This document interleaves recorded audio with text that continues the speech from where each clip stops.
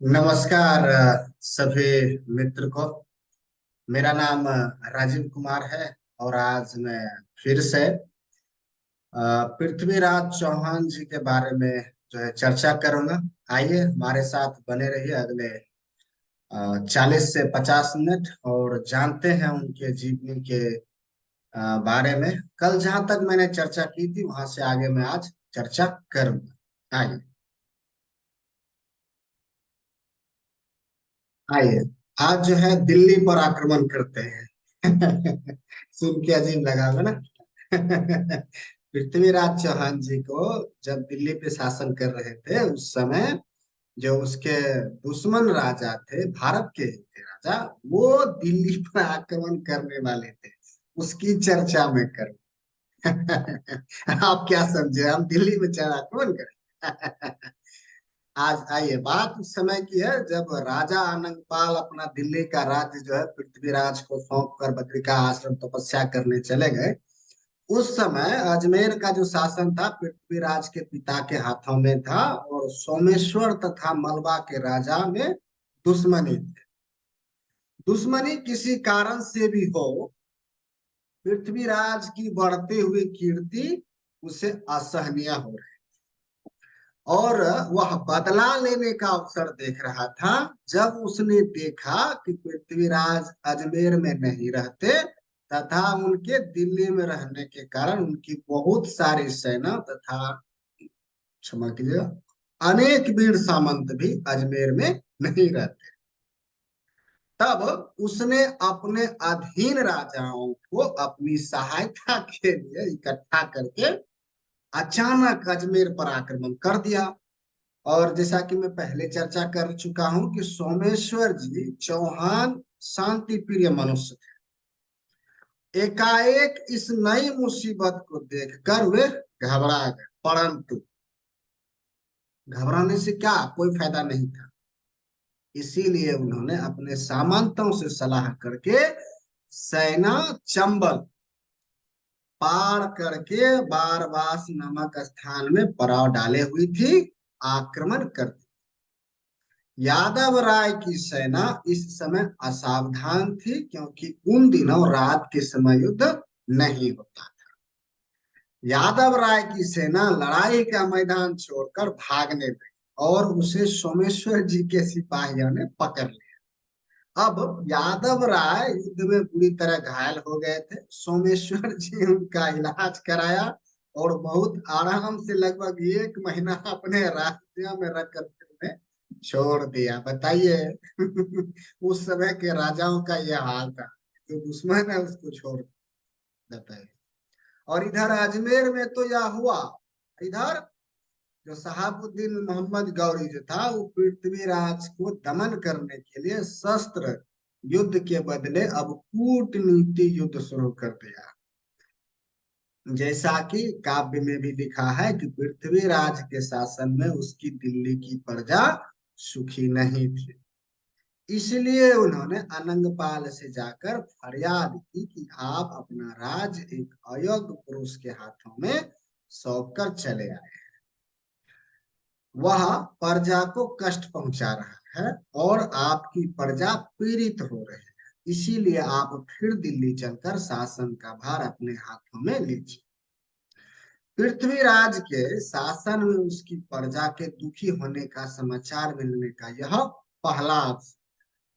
संभव है कि यह जो है मोहम्मद गौरी की चाल, ठीक है, और उसके पक्षपाती धर्मायन ने कुछ मनुष्यों को भड़काकर यह काम कराया। कुछ भी हो, चाल काम कर गए और अनंगपाल को प्रजा की बातों पर विश्वास। उन्होंने पृथ्वीराज को दिल्ली का राज्य छोड़ देने के लिए पत्र लिखा, परंतु मिला हुआ राज्य क्या कोई आसानी से ऐसे ही छोड़ देता है? पृथ्वीराज को भी पता चल गया कि किस कारण से वे अपना राज्य मांग रहे हैं, इसीलिए उन्होंने साफ इनकार कर दिया। राजा आनंदपाल के तपस्वी बन जाने पर भी अब तक उनके पक्षपातियों की कमी नहीं थी। अनंगपाल ने थोड़ी सी सेना इकट्ठी कर ली और अचानक ही दिल्ली पर आक्रमण कर दिया। नाना नाती पे आक्रमण कर दिया, बताइए। पृथ्वीराज उनसे युद्ध नहीं करना चाहते, क्योंकि एक तो रिश्ते में वे उनके नाना लगते थे, और दूसरा उन्होंने उसे इतना बड़ा राज्य दे दिया था, इसीलिए उन्होंने केमास से सलाह करके किले का दरवाजा बंद करवा दिया और केवल आत्मरक्षा करते। लाचार अनंगपाल को वापिस लौट जाना। जब इस प्रकार से जब मोहम्मद गौरी को इस अवसर को अपनी इच्छा को पूरी करने के लिए उपयुक्त समझा और हरिद्वार में दूत भेजकर बहुत लालच देकर अनंगपाल को अपने पक्ष में मिला। अनंगपाल पर भी बुढ़ापे ने अपना अधिकार जमाना शुरू कर दिया था। बुद्धि धीरे धीरे कमजोर होती जा रही थी और मोहम्मद गौरी के चक्कर में आकर उन्होंने उसकी सेना से सहायता से फिर दिल्ली पर आक्रमण कर। बताइए। इस बार यवन शत्रु को साथ में लाया देखकर पृथ्वीराज शांत नहीं रह सके।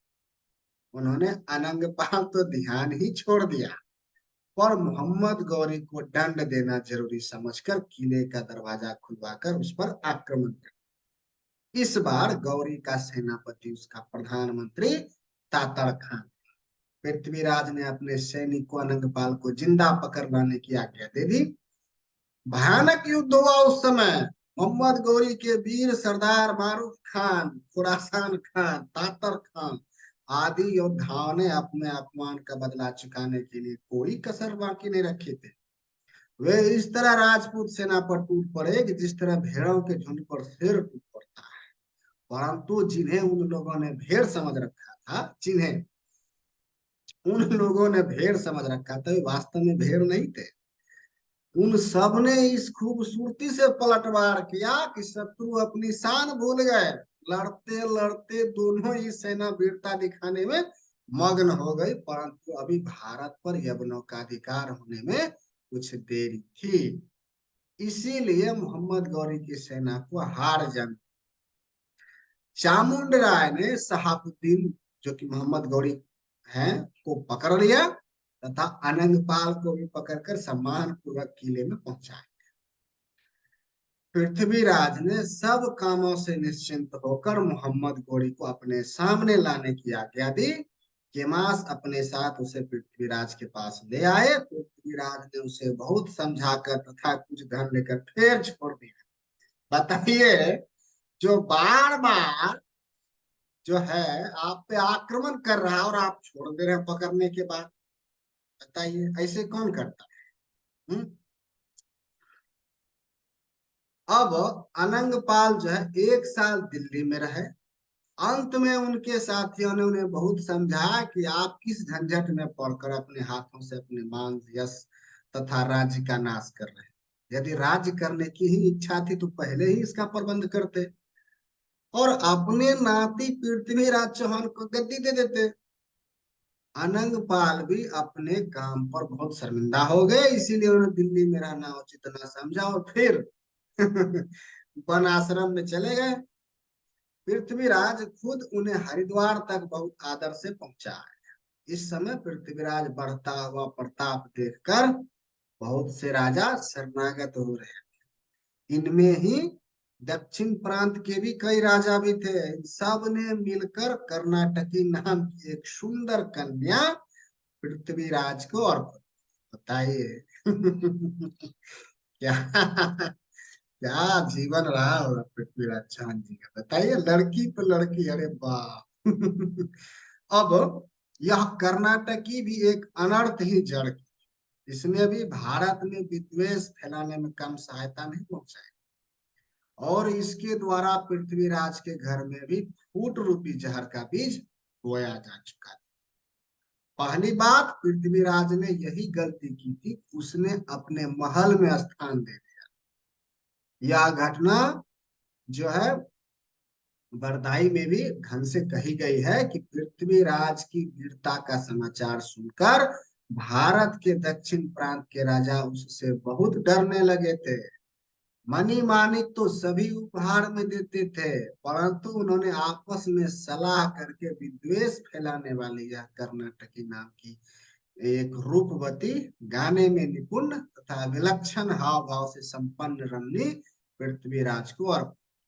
अब कर्नाटकी की उम्र कम थी, इसीलिए पृथ्वीराज ने उसे कलहन नामक एक सुजुत नट को सुपुर्द कर दिया और उससे कह दिया कि उसे गाने की उच्च शिक्षा दी जाए। वैश्या की पुत्री होने के कारण कर्नाटकी इन विषयों को खुद कुछ न कुछ समझते।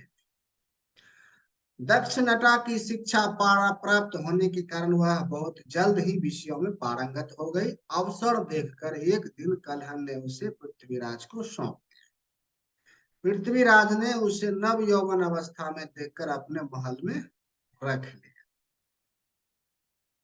आइए अब आगे की चर्चा फिर करता हूं। बात कुछ ऐसी है कि जिस समय पृथ्वीराज जो है उस अवस्था में पहुंच गए से ऐसे उन्नत अवस्था में पहुंच गए थे कि वास्तव में बहुत से सारे राजा का उनका यह बढ़ता हुआ दबदबा देखकर डरने लगे। तो यहाँ पे अब जो है इंद्रावती करके जो है एक घटना होगी, उसके बारे में अब हम चर्चा कर रहे हैं। मोहम्मद गोरी इतनी कोशिश करने पर भी कुछ नहीं कर सकता था और जयचंद ईर्ष्या की आग में अपने दिल में दिन रात सुगलते रहने पर भी उनका बाल बांका नहीं कर सका।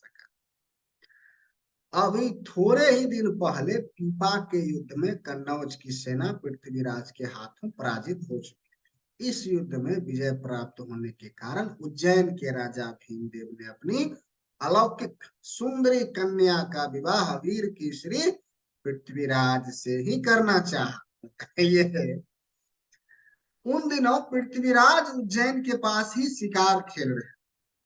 कुल पुरोहित ने पृथ्वीराज को टीका चढ़ाकर विवाह पक्का हो जाने की खबर भीमदेव को दी। बात पक्की हो गई। तो बताइए कितने विवाह किए थे। इसी बीच पृथ्वीराज को खबर मिली कि गुजरात के राजा भीमदेव ने चित्तौड़ पर आक्रमण कर दिया है। इसीलिए अपने संबंधी, साथी तथा अभिन्न मित्रों की रक्षा करना पृथ्वीराज ने अपना पहला कर्तव्य समझकर समर सिंह की सहायता के लिए चित्तौड़ की ओर चल। रास्ते में ही रावल समर सिंह जी के दूत से उनकी मुलाकात हो गई और उसी से पता चला कि भीमदेव की सेना चित्तौड़ से 10 कोस की दूरी पर पड़ाव डाले हुए है और जल्द ही दोनों सेनाओं में मुठभेड़ होने वाली है। तो उसने यह भी कहा कि रावल जी की आज्ञा के अनुसार वह उन्हें ही खबर देने के लिए जा रहे हैं। अभी भीमदेव का जो है चित्तौड़ पर आक्रमण भी नहीं हुआ था कि पृथ्वीराज अपना सेना सहित वहां जा पहुंचे और उन्होंने बिना आराम किए ही अचानक गुजरात की सेना पर आक्रमण कर दिया, जिससे लाचार होकर भोला राय भीमदेव को अपनी सेना को मोड़ना। जिस समय उसकी सेना पृथ्वीराज से सामना कर रही थी, उसी समय पीछे से रावल समर सिंह जी की सेना का भी भीषण आक्रमण। दोनों ओर की सेना के बीच में पड़ जाने पर भीमदेव की सेना अपने स्थान से नहीं हटी। इस युद्ध में मीर हुसैन का पुत्र हुसैन खान भी था। उसने बहुत वीरता दिखाई। युद्ध होते होते शाम हो गई, परंतु कोई फैसला नहीं हुआ था। दूसरे दिन फिर युद्ध शुरू हुआ। आज भीमदेव ने नदी पार करके खुद चित्तौड़ की सेना पर आक्रमण, परंतु वीर समर सिंह ने इस तेजी से उसका आक्रमण होकर उल्टा आक्रमण किया कि गुजरात की सेना के छक्के छूट गए। अब पीछे से पृथ्वीराज की सेना ने भी मार काट ऐसी मचा दी।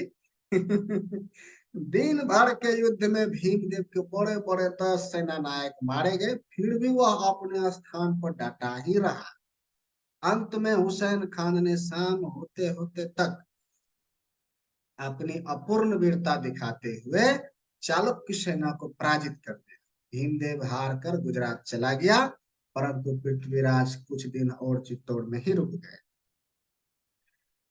भोला राय भीमदेव ने केवल भाग जाने का बहाना किया था, इसीलिए वह लड़ाई के मैदान से हटकर कहीं छिप गया और एक दिन जब पृथ्वीराज आराम से अपने शिविर में सो रहे थे, तब आधी रात के समय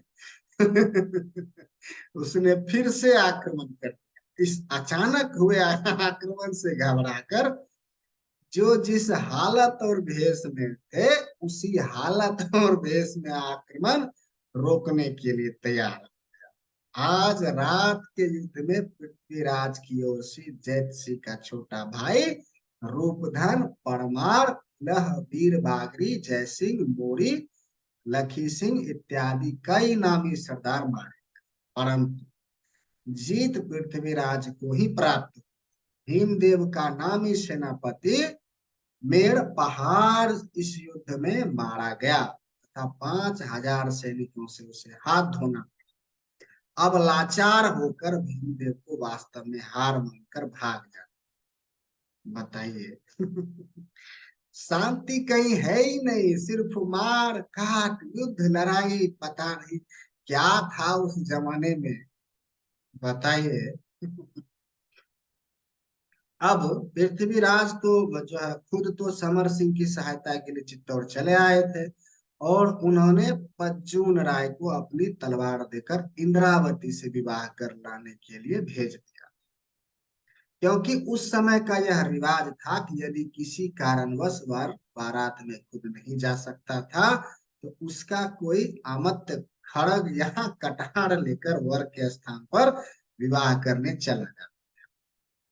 इसी रिवाज के अनुसार जब पज्जुन राय के साथ पृथ्वीराज के दूसरे सामंत उज्जैन उज्जैन पहुंचे और उन्होंने अपने आने का कारण बताया, तब उज्जैन के राजा ने कहा कि मैं ऐसे मनुष्य को से अपनी कन्या का विवाह नहीं करना चाहता जो विवाह के समय खुद ना आकर युद्ध क्षेत्र में चला जाए। कवि चंद ने जो है इस पर उनको बहुत समझाया। अंत में बहुत झगड़ा करने पर उज्जैन के राजा ने केवल 5 दिन का समय दिया।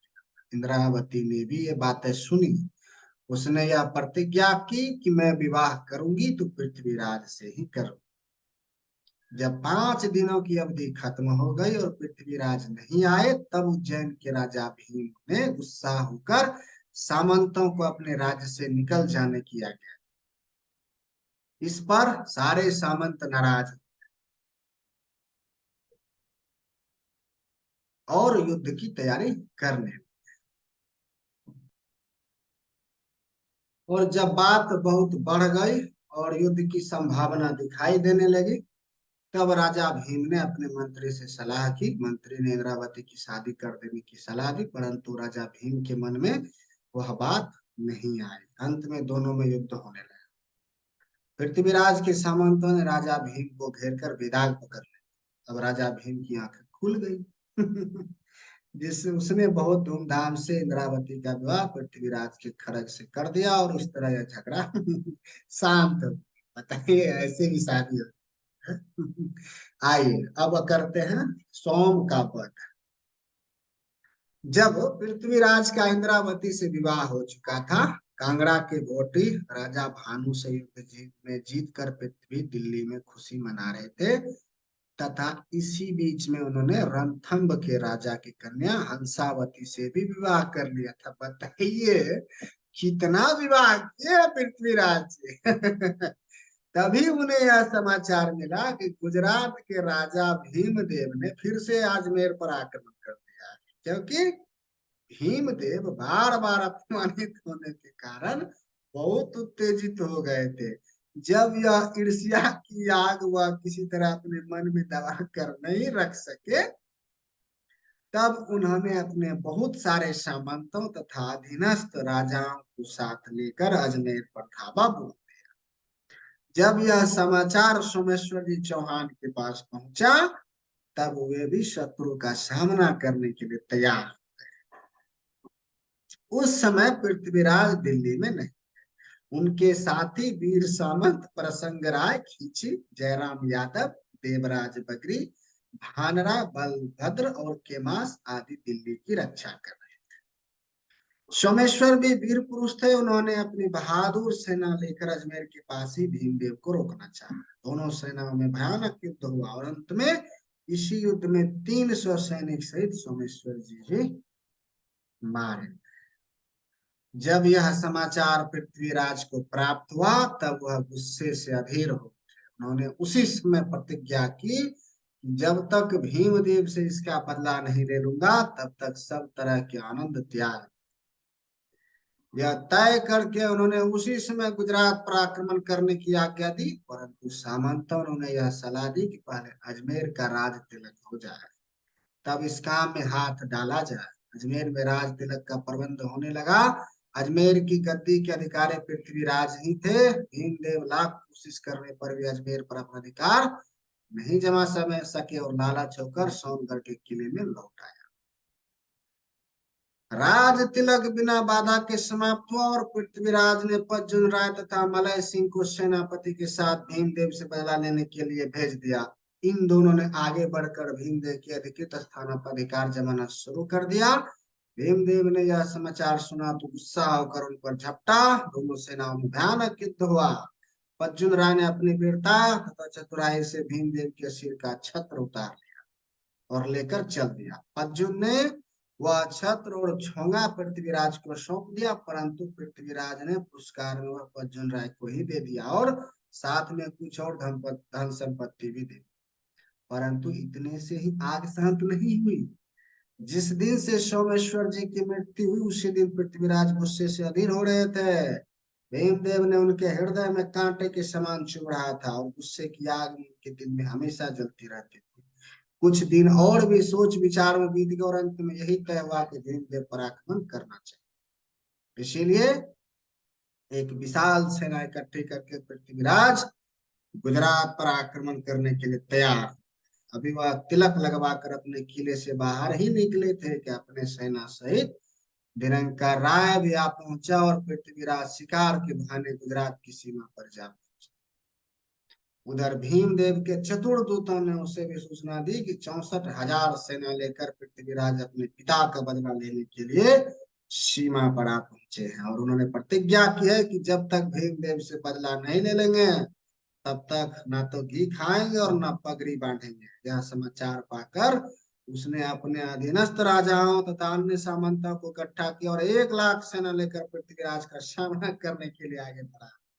इधर पृथ्वीराज भी आगे बढ़े। जब गुजरात की राजधानी पटनपुर थोड़ी दूर पर रह गई तब पृथ्वीराज ने कवि चंद्र को एक चोली और लाल पगड़ी देकर भेज दिया और कह दिया कि इसमें जो इच्छा हुआ भीमदेव रख ले, अर्थात या तो चोली पहनकर स्त्री बन आ जाए, तब जान बचेगी, या लाल पगड़ी बांधकर युद्ध क्षेत्र में आ जाए तब तो उसके साथियों सहित उसके खून की नदी बहाकर पिता के नाम का तर्पण किया जाएगा।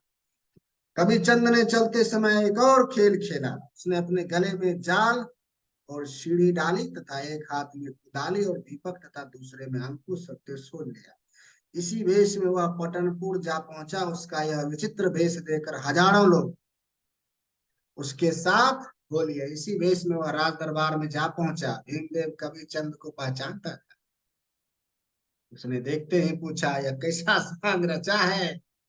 तब कवि चंद ने कहा, हे राजन, पृथ्वीराज का कहना है यदि भीमदेव भाग कर जल में भी छिपेंगे तो मैं जाल से खींच मारूंगा। यदि आकाश में चढ़ जाएंगे तो इस सीढ़ी से काम लूंगा और यदि पताल में छिपेंगे तो इस कुदाली से काम लूंगा और यदि अंधेरे में छिपेंगे तो इस दीपक के सहारे खोज मारूंगा। भीमदेव यह सुनकर बहुत नाराज हो गए। उसने भी बदले में बहुत सारी बातें कही। वह कवि चंद पर भी बहुत नाराज हुआ, परंतु कवि का वध नहीं किया जाता था, इसलिए उसने कवि चंद को तो कुछ नहीं कहा पर सेना को तैयार होने की आज्ञा दी। पृथ्वीराज भी तैयार ही थे। आज के युद्ध के लिए उन्होंने निडर राय को अपना सेनापति बनाया तथा अन्य वीरों का बहुत सत्कार करके उन्हें अलग अलग काम सौंप। युद्ध शुरू हो गया। कना की पट्टी जो है खोल दी गई। वह शत्रु सेना पर तेजी से टूट पड़ा। कना का सामना करने के लिए मकवान का पुत्र सारंग मकवान अपने आगे बढ़ा। कन्हा कन्हा की सहायता से हरिकंठीर तथा लोहान जोर आजमाने लगे। मकवान का पुत्र कन्ह के हाथों मारा गया। मकवान के मरते ही चालुक्य सेना कुछ दब गई, परंतु लड़ाई बंद नहीं हुई। इसी समय सारंग राय खींची ने इतनी जोर से आक्रमण किया, चौहान सेना के दांत खट्टे होने लगे। यह देख पृथ्वीराज ने खुद घोड़े को एड़ लगाई। क्षण भर बाद ही शत्रु सेना में हाहाकार मच गया और भीमदेव की सेना पीछे हटने लगी। ऐसे ही युद्ध होते होते शाम हो गई, बहुत सारे वीर मारे गए। इसी समय पृथ्वीराज और भीमदेव का सामना हो गया। दोनों पैतरे बदल बदल कर तलवार का वार करने लगे। साथ ही दोनों दल के लोग अपने अपने राजा की रक्षा का उपाय कर रहे। अचानक कनह भी उस स्थान पर जा पहुंचा। उसने भीमदेव को देखते ही क्रोधित होकर तलवार से एक ऐसा हाथ मारा कि भीमदेव का सिर कटकर दूर जा गिरा। भीमदेव के मरते ही चौहान सेना जय जयकार कर उठी। स्वामी भीम गर्जर गुज्जर सेना पठानकोट की ओर लौटने लगी। इस युद्ध में पृथ्वीराज की तरफ के 1500 घुड़सवार, 500 हाथी और 5000 सिपाही मारे गए। अजय परमार बुरी तरह घायल हुआ। इसके बाद पृथ्वीराज ने भीमदेव के पुत्र को पटनपुर की गद्दी पर बिठा दिया और दूसरे दिन वहां से लौट आए। बताइए कैसे कैसे खेल हुए हैं भारत में। भारत के राजा ही भारत के राजा से लड़ रहे हैं, पता नहीं किस बात की। और आज भी लड़ ही रहे हैं, आज भी चलिए रहा है। तो तुम्हें हर जगह के राजा है। अब चलिए अब बात करते हैं जयचंद की। जयचंद जो है, जो कन्नौज का राजा था, है ना, उन्होंने अब राजसू यज्ञ करने की जो है शुरू किया। और जो जयचंद के पिता थे विजयपाल, थे, बहुत प्रतापी राजा थे। उनकी वीरता का प्रशंसा जो चारों ओर फैल रही। एक बार उन्होंने दक्षिण देश पर आक्रमण किया और घूमते घूमते बहुत सारे देश को जीतते हुए अंत में कटक जा। उस समय कटक के राजा सिंहासन पर प्रतापी मुकुंद देव राज करते थे। उसने उनके यहाँ 3 लाख सेना सवार थे तथा 1 लाख हाथी और 10 लाख पैदल सेना। बताया उस समय 10 लाख पैदल सेना थी। उन्होंने विजयपाल के आने का समाचार सुनकर आगे बढ़कर उसका स्वागत किया और बहुत सारा धन रत्न तथा दास दासी देकर अपनी कन्या भी उन्हें अर्पण कर दिया। वाह! अरे वाह! विजयपाल ने उस कन्या का विवाह अपने पुत्र जयचंद से कर दिया। जब जयचंद की इस पत्नी की उम्र 16 वर्ष हुई तब उसके गर्भ से चंद्रमा के समान दीपवती कुमारी संयोगिता, ओहो, संयोगिता ने आनंद संवत 1133 में जन्म लिया। यह कन्या बहुत रूपवती। आनंद संवत 1144 में जब राजा जयचंद राजसूय यज्ञ करने का विचार कर रहे थे, उस समय संयोगिता की उम्र 12 वर्ष की थी।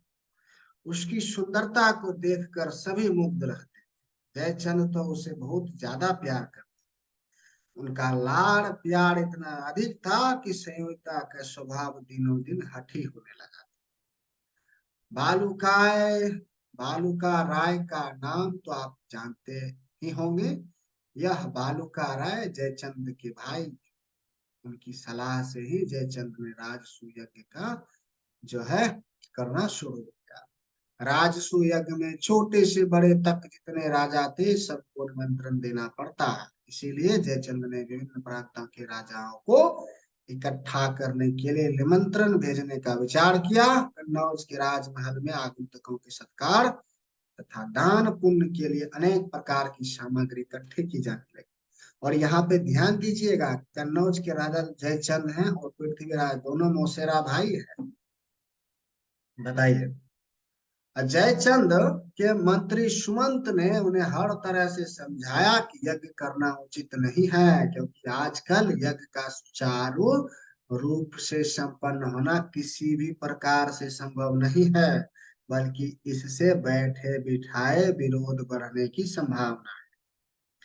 बल्कि इससे बैठ जो है, परंतु जयचंद ने अपने मंत्री की एक बात भी नहीं मानी और उसे आज्ञा दी कि तुम पृथ्वीराज को लिखो कि दिल्ली के राज्य पर दोनों का ही अधिकार है। इसीलिए आधा राज्य हमें दे दो और यज्ञ में उपस्थित होकर काम कर। बहुत समझाने पर भी जयचंद नहीं माना, तब मंत्री सुमंत पृथ्वीराज से मिलने के लिए खुद दिल्ली गया। और सुमंत ने बहुत तरह से पृथ्वीराज को समझाया और अंत में यह तय हुआ कि सारे सामंत इकट्ठा होकर इस विषय पर विचार करें कि इस समय क्या कर्तव्य है। इधर तो ये बातें हो रही थी, उधर जयचंद का भेजा हुआ अन्य दूत राजसूय यज्ञ का निमंत्रण लेकर आ पहुंचा। उस निमंत्रण पत्र में लिखा था, जल्दी यहाँ आकर जयचंद की आज्ञा अनुसार राजसूय यज्ञ का जो काम सौंपा जाए उसका पालन। इस परवाने को पढ़कर पृथ्वीराज सन्न। उन्होंने बहुत तरह से दूत को समझाया कि राजा जयचंद का राजसूय यज्ञ करना उचित नहीं है। तुम लोग जाकर अपने राजा से कहो कि इस काम में हाथ न डालें। दूत लौट गया, सुमंत भी लौट गए। सुमंत ने लौटकर फिर जयचंद को बहुत समझाया, परंतु उसने नहीं सुना। अब जब होनी को जो होना होता है तो बुद्धि भी वैसे ही उत्पन्न होती है। उस समय होनी उसके माथे पर सवार थी। उसे जब पता चला कि पृथ्वीराज ना तो 1 इंच जमीन ही देना चाहते हैं और ना ही अधीनता स्वीकार करके राजसूय में उपस्थित ही होना चाहते, तब उसके गुस्से का ठिकाना नहीं रहा। उसने युद्ध विद्या विशारद बालू का राय तथा यवन सेना के स्वामी खुरासान खां को बुलाकर अपने राज्य की रक्षा का भार सौंपा और खुद यह सोचने लगा कि पृथ्वीराज को हटाकर जबरदस्ती पकड़ लाए। परंतु यह काम आसान नहीं था। यज्ञ का समय निकल जाने की संभावना थी। इसीलिए उसने आज्ञा दी कि पृथ्वीराज की सोने की प्रतिमा बनवाकर दरवाजे पर स्थापित कर दी जाए और यज्ञ का काम आरंभ किया जाए। यही राय बनी और यज्ञ की तैयारियां होने लगी। यह समाचार पृथ्वीराज के पास भी जा पहुंचा। पृथ्वीराज की प्रतिमा द्वारपाल के स्थान पर रखी जाने का समाचार सुनकर सारे समंत गुस्से से अधीर हो उठे। सबने एक स्वर से युद्ध की सलाह दी। सबकी यह सलाह थी कि कन्नौज पर आक्रमण कर यह यज्ञ विध्वंस कर डाला जाए। परंतु खेमास से कहा कि यह बिल्कुल भी उचित नहीं है। जयचंद की ताकत बहुत अधिक है और तथा अन्य राजा भी इस समय वहां उपस्थित है। इसलिए खोखंदपुर पर आक्रमण करके बालूका राय को मार डाला जाए। भाई की मृत्यु से जयचंद अपने आप ही सुतक में जा पहुंचेगा और यज्ञ विध्वंस हो जाएगा। इस विचार से बालूका राय को मारने के लिए पृथ्वीराज सेना सहित चल पड़ा। जैसे ही इस सेना ने खोखंदपुर जाने के लिए कन्नौज राज्य की सरहद में पैर रखे, वैसे ही चारों ओर हाहाकार मच गया, क्योंकि गांव उजाड़े और जमींदार पकड़े जाने लगे। चौहान सेना के इस तरफ से दुखी होकर प्रजा ने बालूका राय से फरियाद की, प्रार्थना की। बालूका राय बहुत वीर था। उन्होंने यह समाचार सुनकर पृथ्वीराज को अपने राज्य में उपस्थित होने के पहले ही रोकना चाहा। युद्ध की तैयारियां होने लगी। बालूका राय की सेना ने अचानक आक्रमण कर चौहान की सेना को घेर लिया। बहुत भयानक युद्ध। इस प्रकार मारकाट होते होते बालूका राय के हाथी को पृथ्वीराज ने एक ऐसा हाथ मारा कि वह लुढ़क गया। बाप रे बाप, हाथ भी मारता था तो हाथी लुढ़क जाता था। बताइए उस समय के आदमी कितना बलवान थे। जिससे बालूका राय की सेना के पैर पीछे हटने लगे और चौहान सेना मजबूत।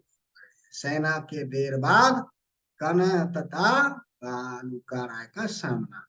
कुछ देर तक दोनों वीर बहुत आवेश में युद्ध करते रहे, परंतु अचानक कनह ने झपट मारकर एक ऐसा हाथ मारा कि बालूका राय का सर धड़ से अलग। बालूका राय के जमीन में गिरते ही उसकी सेना घबरा गई। इस युद्ध में बालूका राय के 5,000 तथा पृथ्वीराज के 700 सैनिक मारे गए। बाप, लड़ाई में शत्रु सेना को हारा कर पृथ्वीराज खोखंदपुर को लूटने के लिए आगे बढ़ा और खोखंदपुर को लूट कर दिल्ली आया। बताइए, अपने ही देश में सब लूटपाट मारकाट, बाप क्या था उस समय। जिस समय जयचंद को यह समाचार मिला उस समय वह गुस्से से पागल। उसने उसी समय अपने मंत्री को सेना तैयार करने की आज्ञा दी। इस समाचार के सुनते ही सब तरफ सन्नाटा छा गया। जयचंद की रानी को जब यह समाचार मिला तब उसने जयचंद को बहुत समझाया और कहा कि पहले संयोगिता का स्वयंवर कर, फिर पृथ्वीराज से युद्ध करना, क्योंकि इस समय सारे देश के राजा यहाँ उपस्थित। ये समाचार संयोगिता को भी पता चला। संयोगिता पहले से ही पृथ्वीराज की कीर्ति की कहानी सुन सुनकर उस पर उन पर आसक्त हो रही। जब उसे यह समाचार पता चला तब वह बहुत दुखी हो गई। धीरे धीरे उसके दिल में स्थित प्रेम के बीज का अंकुर फूटने लगा। जयचंद की रानी ने यह जयचंद से कहा। जयचंद ने उसे समझाना चाहा, परंतु संयोगिता ने अपनी सहेलियों से साफ कह दिया कि मैं दूसरे को वरण नहीं करूंगी। दूत ने यह बात जयचंद से जाकर कह दी। उत्तर उत्तर सुनकर जयचंद गुस्से से अधीर हो गया और उसने पृथ्वीराज को मारकर निश्चिंत होना ही उचित समझा। वह मन ही मन सोचने लगा कि पृथ्वीराज के मर जाने से संयोगिता शांत हो जाएगी और फिर दूसरे से विवाह करने को तैयार हो जाएगी। उस समय वह गुस्से के कारण भूल गया था कि राजपूत बालाएं जान देने को तैयार रहती, परंतु अपना हठ नहीं छोड़ती। यज्ञ का विनाश तो हो ही गया था। अब कन्नौज की सेना लगातार पृथ्वीराज की खोज में दिल्ली की ओर बढ़ रही।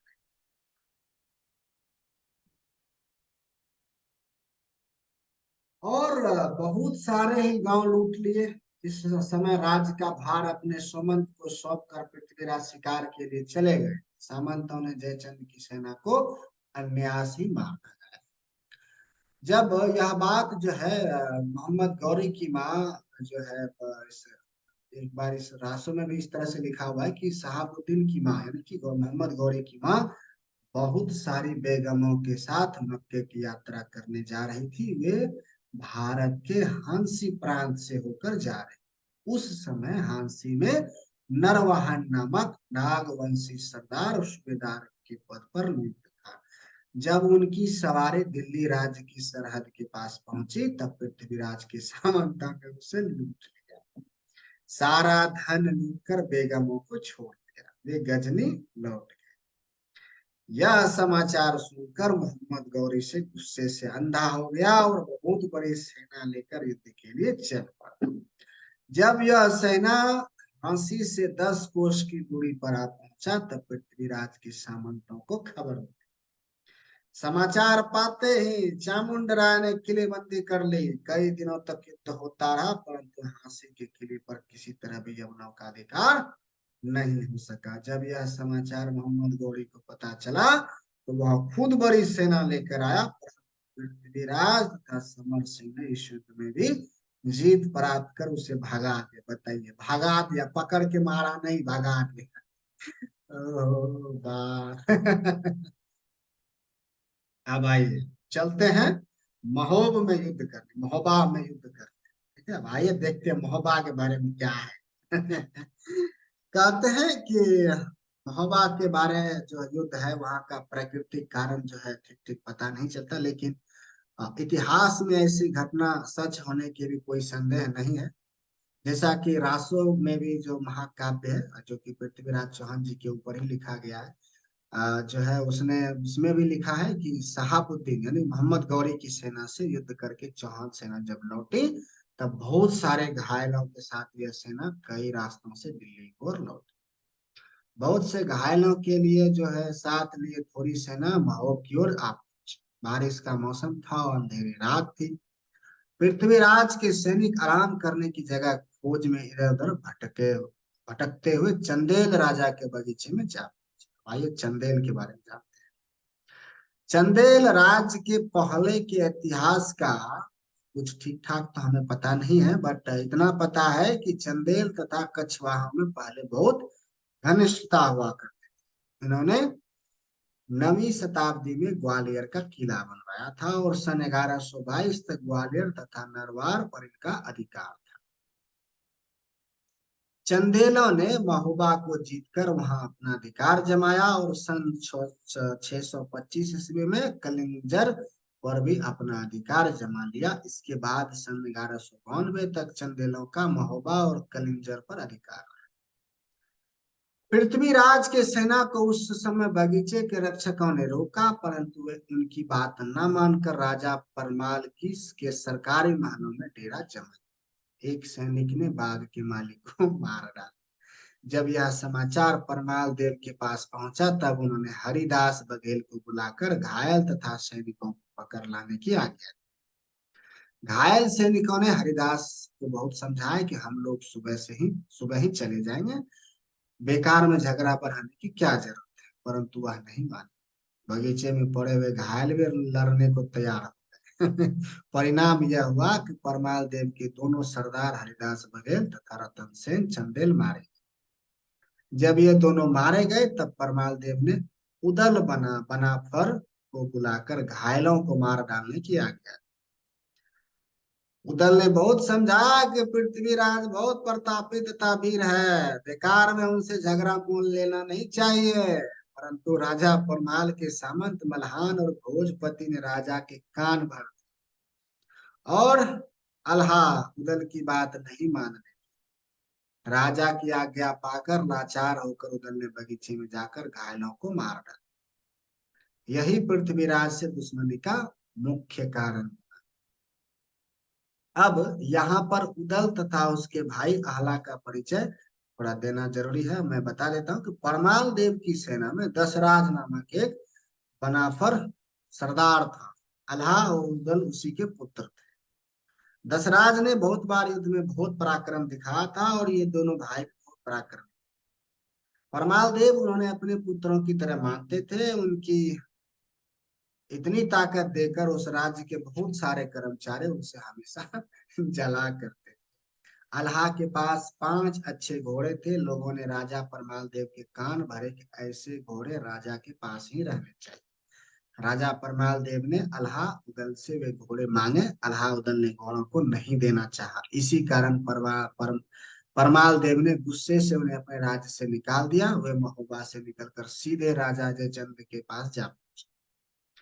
जब पृथ्वीराज को यह समाचार पता चला, तब उन्होंने महोबा पर आक्रमण कर दिया। उनकी सामंत प्रजा को लूटने लगे। सेना जब सिर सभा के पास पहुंची, तब वहां के थानेदार मलखान ने पृथ्वीराज का सामना किया। दोनों दलों में युद्ध होने लगा। मलखान और कन्हा का सामना हुआ। वीर कन्हा ने एक ही हाथ से में उसे मार गिराया। बताइए, चंद पुढ़ीर भी युद्ध में घायल हो गया। अंत में मलखान की सेना हार गई। यह खबर पाकर परमाल देव बहुत चिंतित हो गए। इस समय अल्लाह उदल का वहां उपस्थित नहीं होना उन्हें और भी अखरने लगा। रानी के मत अनुसार अल्लाह उदल को बुलाने के लिए दूत का भेजना तय हुआ। पत्र लेकर जगनक नाम का एक सरदार कन्नौज की ओर चल दिया। उसने वहां जाकर उन दोनों भाइयों को बहुत समझाया।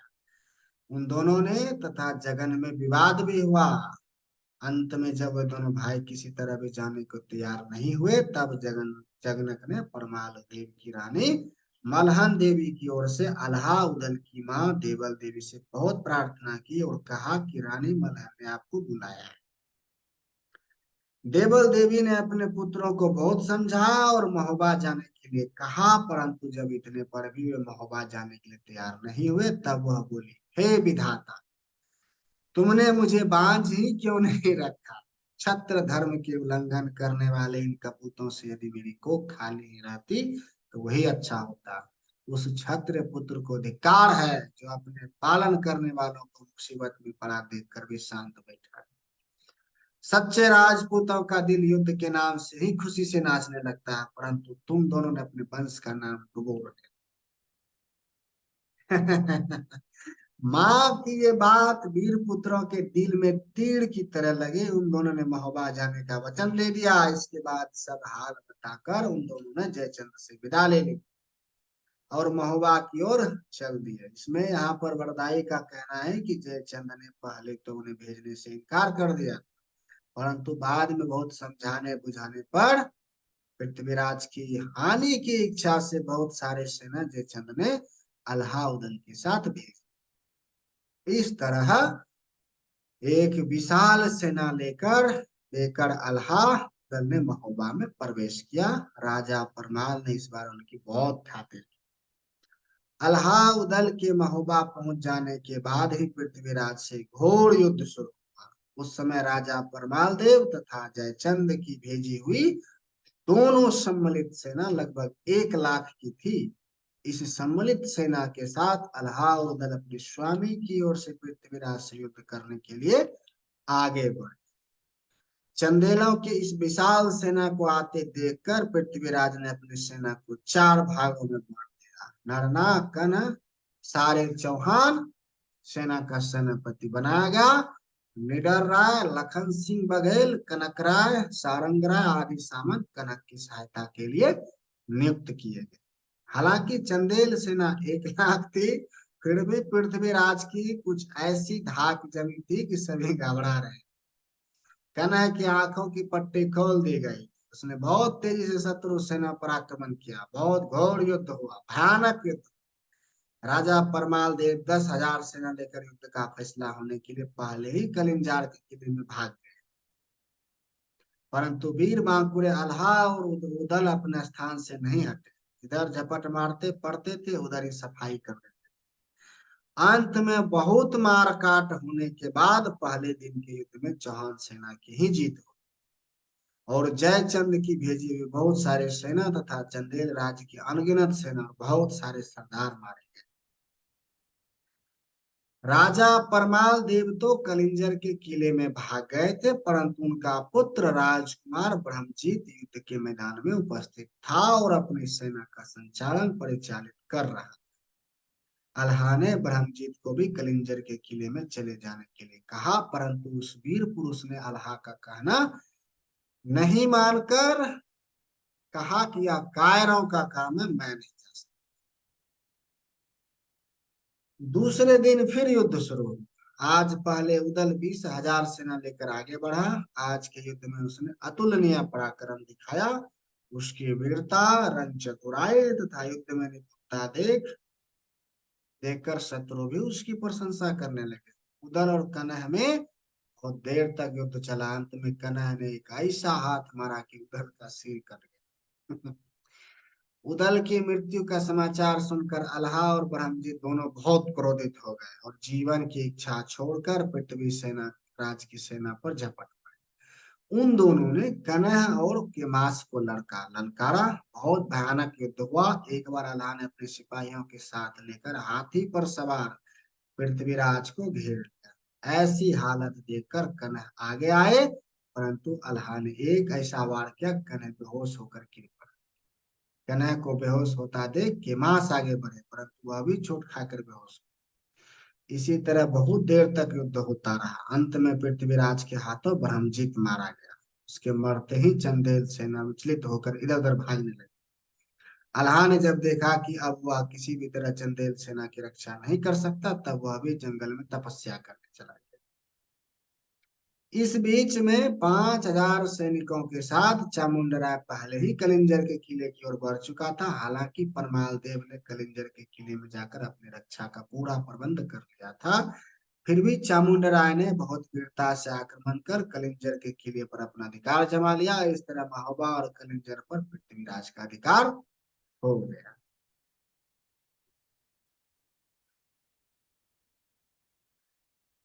आइए अब आगे चर्चा करते हैं क्या है। वाह,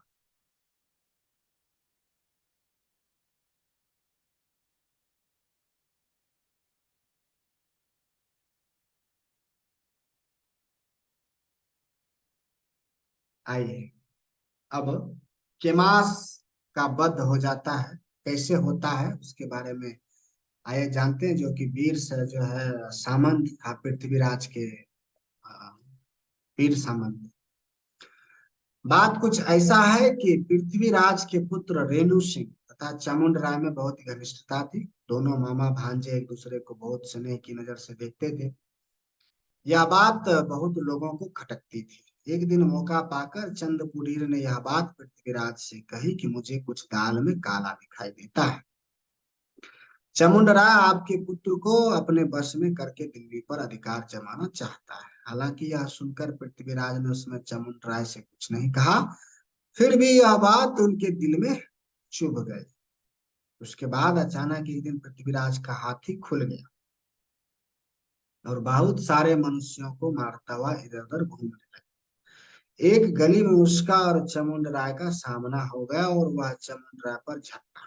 चामुंडराय को कहीं हटने की जगह नहीं थी, इसीलिए उसने तलवार का एक ऐसा वार किया कि हाथी की सूंड कट गई और वह भार भरा कर गिर पड़ा और वहीं पड़ गया।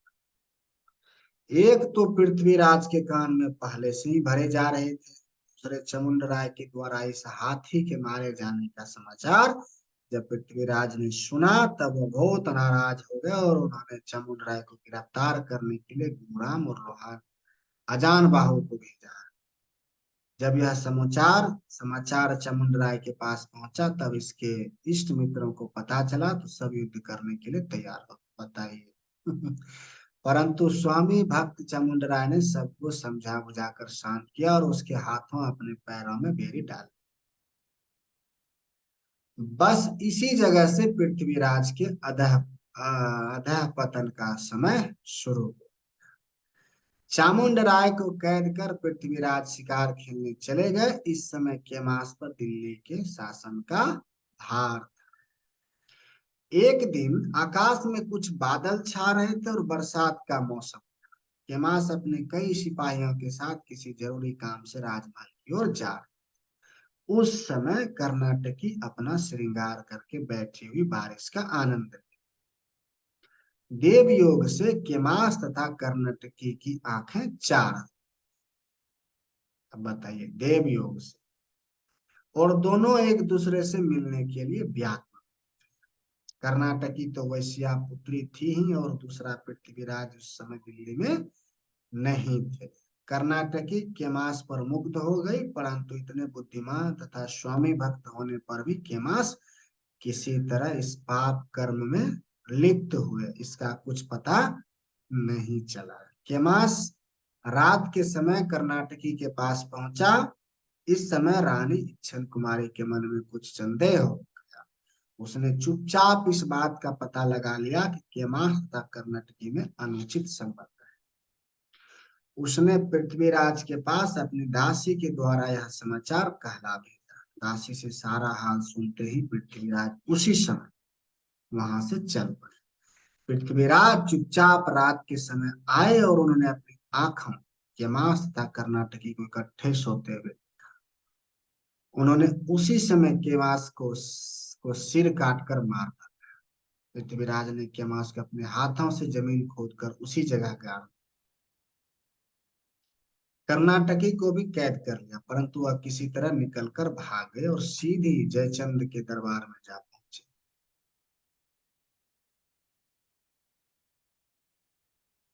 पृथ्वीराज केमास को गाड़ कर रातों रात फिर उसी स्थान पर चले गए जहां उन्होंने शिकार के लिए डेरा डाला था। केमास के मारे जाने की खबर किसी को भी नहीं लगी। दूसरे ही दिन पृथ्वीराज शिकार से लौट आए। हालांकि केमास को मारने का निंदनीय काम बहुत ही गुप्त तरीके से किया गया था, फिर भी कवि चंद को किसी तरह पता चल गया। इधर केमास की खोज होने लगी। केमास को न देखकर सारे सामंत चिंतित हो उठे। सबके साथ ही एक दिन दरबार में बैठकर महाराज पृथ्वीराज ने कवि चंद से पूछा, क्या तुम बता सकते हो कि राजमंत्री केमास कहाँ चले गए? कवि चंद ने पहले तो राजा को यह प्रश्न करने के लिए मना किया, परंतु जब पृथ्वीराज ने अपनी जिद नहीं छोड़ी तब कवि चंद ने साफ शब्दों में सारी बातें कह दी। पृथ्वीराज को भी अपना दोष दोष स्वीकार करना पड़ा। उस दिन राजसभा में बहुत हलचल मच गई। एक वैश्या के कारण केमास का मारा जाना सुनकर पृथ्वीराज के परोपकारी सामंत सभागिरी से चले गए। धीरे धीरे सारे नगर में यह समाचार फैल गया और सारे घरों में शोक छा गया। सभी राग रंग बद करके शोक में डूब। केमास की पत्नी यह समाचार सुनकर बहुत दुखी हो गई, परंतु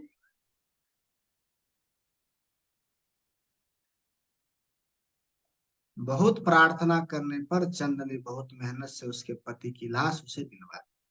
केमास को मार डालने के कारण पृथ्वीराज का बहुत अपमान हुआ। पृथ्वीराज भी अब अपनी गलती समझ गए और दिन रात पश्चाताप करने लगे। इस तरह कुछ दिनों तक पश्चाताप कर लेने के बाद कवि चंद ने उन्हें समझाना शुरू किया, और कुछ दिन बाद जब पृथ्वीराज का मन कुछ शांत हुआ तब उन्होंने केमास के पुत्र नरसिंह को पृथ्वीराज के पास लाकर खड़ा किया। पृथ्वीराज ने केमास के पुत्र को देखते ही बहुत प्रेम से उसके माथे पर हाथ रखा और हांसीपुर का परगना उसी समय उसको दे दिया। परंतु इतने पर भी प्रजा संतुष्ट नहीं हुई। रासों से इस बात का पता चलता है कि केमास की मृत्यु के कारण दिल्ली में हड़ताल हो गई। अंत में एक दिन दरबार लगा, उसने पृथ्वीराज को अपने मुंह से केमास की मृत्यु संबंधी सारी घटनाएं बतानी पड़ी और पश्चाताप करना पड़ा। पृथ्वीराज ने कनह से बहुत तरह से कहा कि उस समय ईर्ष्या के कारण मेरी बुद्धि भ्रष्ट हो गई थी। अंत में सारे सामंतों ने क्षमा कर दिया, हड़ताल बंद हो गई और राज्य का काम पहले की तरह चलने लगा।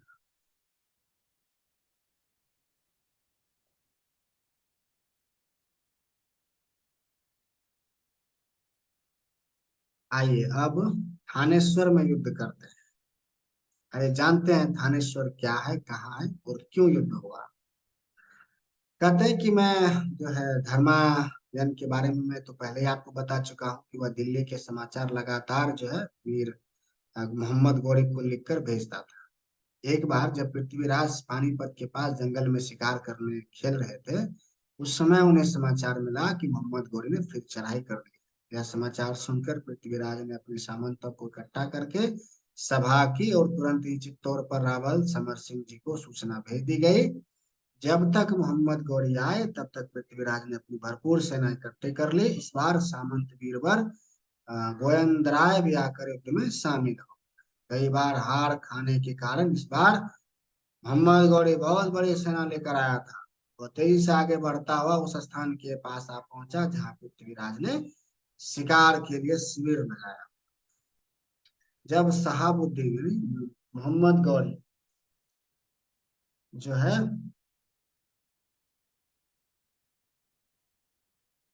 आ पहुंचा तब पृथ्वीराज भी उससे युद्ध के लिए तैयार। सेना के नगाड़े बजने लगे और सारे वीर सामंत युद्ध के लिए तैयार। इस बात यह बात जो है रास्तों में भी लिखा है। इस बार पृथ्वीराज ने 20,000 सेना लेकर शहाबुद्दीन का यानी वीर मोहम्मद गौरी का सामना किया। नरनाह कनह गोविंद राय जैत सिंह राजा राम बगड़चू आदि सामंत तैयार होकर युद्ध के लिए चल पड़े। सुबह होते ही दोनों सेनाएं सुसज्जित होकर रण क्षेत्र में आ पहुंची और थोड़ी ही देर में लड़ाई शुरू हो गई। बाप रे बाप कितना लड़ाई हुआ। युद्ध होते होते दो यवन सरदार राजपूत सेना को काटते हुए पृथ्वीराज के पास आ पहुंचे और उन पर तलवार का वार कर दिया। परंतु वीर पृथ्वीराज ने इस खूबसूरती से उनका सामना किया कि क्षण भर बाद ही वे मारे गए। इस तरह युद्ध होते हुए मुसलमान सेना के पैर पीछे होने लगे। यह देख मोहम्मद गौरी फिर खुद आगे बढ़ा और उसने अपनी सेना को लड़का। अपने स्वामी को आगे बढ़ता देख यवन सेना फिर तो जी तोड़ कर युद्ध करने लगी। परंतु यह भी युद्ध अधिक देर तक नहीं चल सका। 20,000 राजपूत सेना ने इस स्थिति से 1 लाख मुसलमानी सेना पर आक्रमण किया। यवन सेना भाग उठी। खुद शहाबुद्दीन भी भागने को मजबूर हो गया और घोड़े से उतरकर हाथी पर सवार ही हुआ था कि इस समय पहाड़ रायतों में उसके पास जा पहुंचा। उसके साथ लोहान आजान बाहु आदि कई अन्य वीर सामंत भी थे। यह देखकर मुसलमानी सेना के बहुत सारे सिपाही और सरदार अपनी स्वामी की रक्षा के लिए आगे बढ़े और इस जगह बहुत भयानक अचानक युद्ध हुआ। लोहान आजान बाहु ने ऐसा हाथ मारा कि हाथी का सिर धड़ से अलग। और इस समय पहाड़ान आगे बढ़कर अपना घोड़ा जो है मोहम्मद घोड़े के हाथी से भिड़ा दिया और शहाबुद्दीन को हाथी के ऊपर से खींच लिया। बादशाह की यह हालत देखकर यवन सेना इधर उधर भाग गई। फिर मोहम्मद घोड़ी को पकड़ कर दिल्ली ला। क्या बात है, उसको खत्म क्यों नहीं कर देता है। इसका तो जो है राष्ट्रों में भी विवरण है, परंतु तबाकत ई नासरी का इस युद्ध में संबंध कहना है कि जिस समय इस तरह का अचानक युद्ध हो रहा था, उस समय मोहम्मद गोरे ने उस हाथी पर भाले से आक्रमण कर दिया, जिसमें गोविंद राय सवार होकर युद्ध क्षेत्र में इधर उधर घूमकर सेना का संचालन कर रहे थे।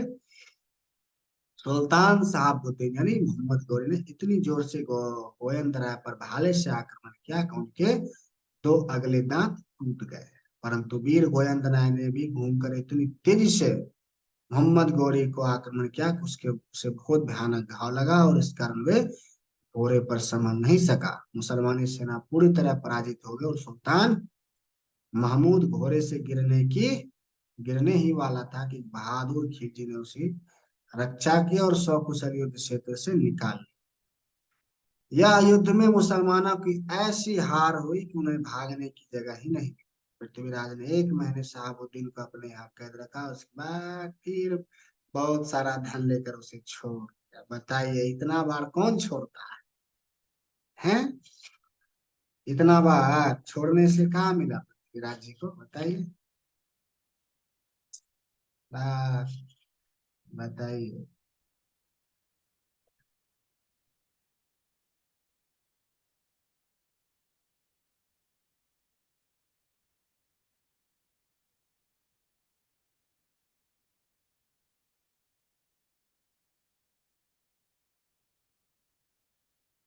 आइए, अब अगला जो है चर्चा, आगे का चर्चा अगले दिन करता हूँ। आइए, आज का चर्चा यहीं पर समाप्त करते हैं। धन्यवाद देखने के लिए, सुनने के लिए, और इसी तरह हमारा जो है इस वीडियो को लाइक कीजिए, शेयर कीजिए, और अ, हमारा प्रोत्साहन कीजिए। ठीक है, आपको भी जानकारी मिलेगी, हमें भी जानकारी मिलेगी, है ना? धन्यवाद।